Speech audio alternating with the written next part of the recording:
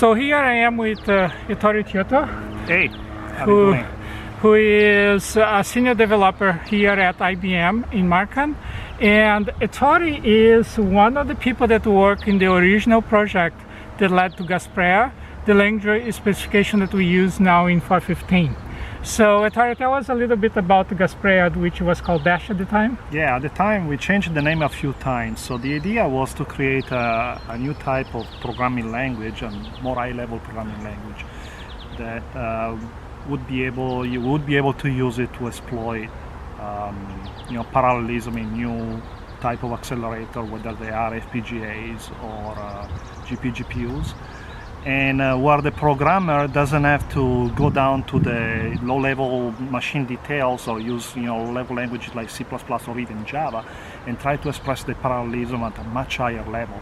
So we had that was the main idea. The motivation for us to do this project in IBM was that we were working on trying to solve a complex graph containing financial calculations, and so the original program was written, as I recall, using C++. Yeah. And the issue was they were trying to model the market, to model security, to model risk, to do risk analysis, and this was part of IBM algorithmics. The quantitative analysis of the quants would come up with a new mathematical model, and then typically write that model using high-level language such as MATLAB. Then when they went to run it and prototype it, the model would run too slow. It wouldn't even run it in parallel. So that code would then be given to professional C++ programmer that knew nothing about the math, and they had to spend some weeks or months to actually tune it, rewrite it in all-level languages.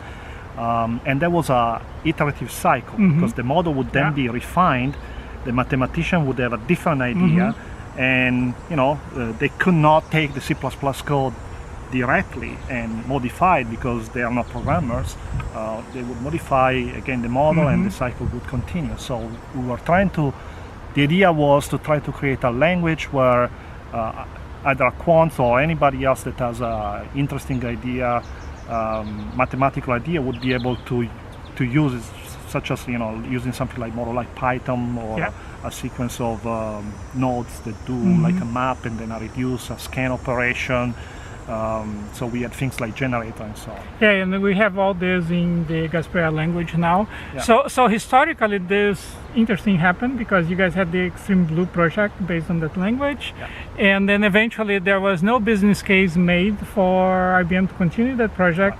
And pretty much what we have tangible today from all that work is the language specification that Compute 4.15 uses, and that the students are going to be now using to produce this compiler. So just another thing, the compiler will be targeting LLVM. So how about if you tell them a little bit about the importance of LLVM in current business that you guys are doing? Yeah, so at the time we actually had a compiler that was actually able to either target LLVM IR or just generating C code and then translate C code down to machine level, and we could do both interchangeably. Now, that was, I believe, was at least 4 years ago. So in that time, the adoption of open source tools based on LLVM IR has grown exponentially within the industry. And pretty much every company or most of the compiler vendors are migrating their own internal infrastructure more to the open source, which is a good thing because we can involve the academia more, we can foster collaboration. It's also much easier to collaborate with other people because we are all using this set of wonderful tools that are part of the LLVM project. So I think in general, LLVM is the way to go, is the future, and I see a lot more of the proprietary technology of IBM or any other companies moving more toward the open source. IBM has had a great history and tradition of sharing, and in fact, like the fact that we actually gave the specification of the language, it's a testament to the willingness of this company, of IBM, to collaborate and be open and then try to engage academia in doing interesting research. So I'm personally very happy that you were able to Yeah. to run with the project and use Yeah. it to teach to students what it's like to build a language from the ground up. Exactly. So this is really a building from the ground up experience. And so one more thing, we have had a very long relationship with IBM, Very University of- good and very productive relationship.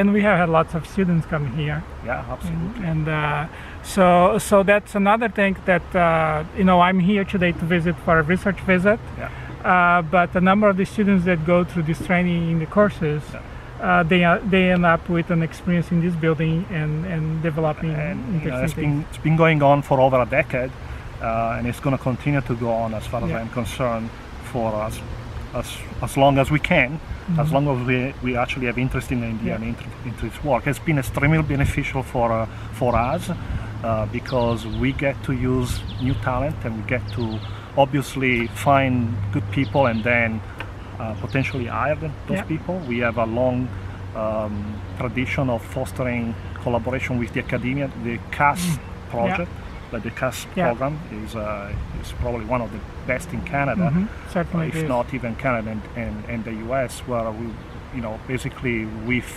we help talented students and professors to do the research using tools. And this research is not just pure research; it's more research toward concrete goals. So currently I'm working with in the Coral project, and some of the work that the University of Alberta has done in the past couple of years in collaboration with IBM has been then used as technology in a product that we actually ship to the customer, and they're being used by them as part of the Coral project today.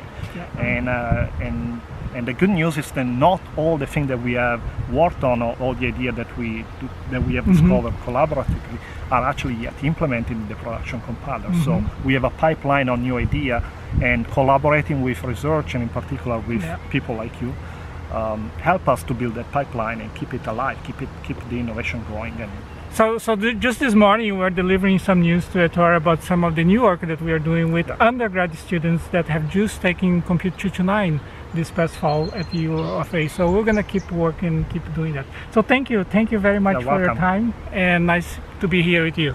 thank you.